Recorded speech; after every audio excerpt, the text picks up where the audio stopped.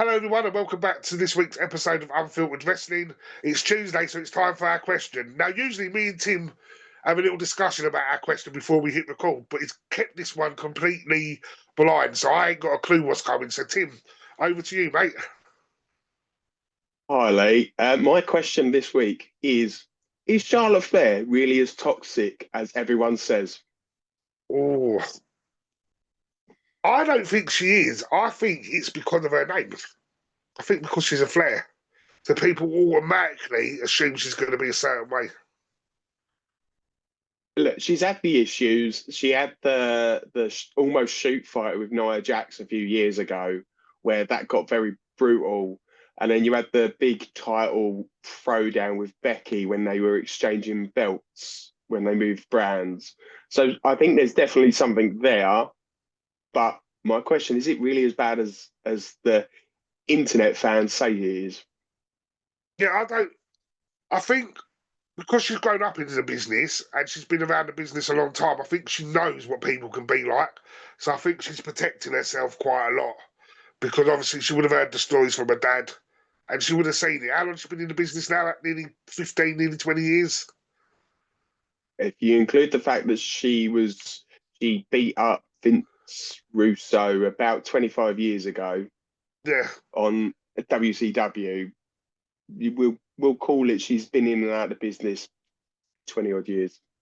And I think to be in that toxic environment of WCW, if that's your introduction to the wrestling world, I think you're going to start protecting yourself. And I think that's all she's doing, self-preservation. Obviously, as well, she had that really messy divorce with Andrade. It must be hard because they're both back at work together as well. So she might not be mentally as together as she needs to be. So there might be moments, but I think what she's doing with Alexa, I think it's bringing out a good side, and that might lighten her mood moving forward as well. So yeah, I agree with you. Yeah, there might be some toxicity, but I'm sure there's loads of people backstage.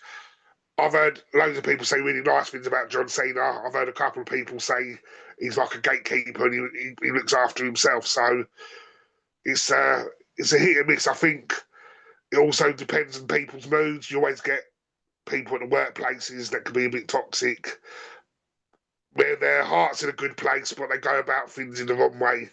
So yeah, I don't think it's as bad. And us on the internet love to make mountains out of molehills. Oh no, I agree. I think what they're doing at the moment, especially with the Alexa Bliss storyline, they they let that grow slowly. She came back to a pop and then was immediately turned heel, whether she wanted to or not, because the crowds turned on her so quickly.